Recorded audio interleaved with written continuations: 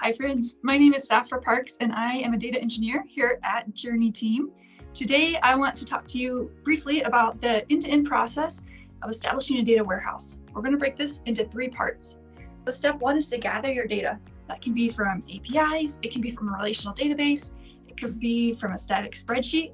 Wherever you store your data, step 1 is to consolidate that into one location.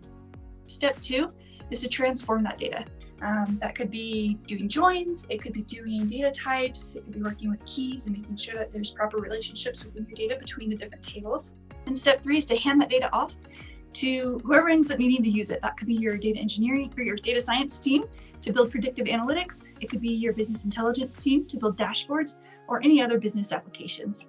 Here at Journey Team, we are thrilled for the opportunity to use the Microsoft platform to help you get your data warehouse from point A to point B. Whether you have a mature data warehouse or you're starting from scratch, check out our Data Lakehouse Fast Track below. We'd love to chat with you. Let's get some time on the calendar and help you get from point A to point B.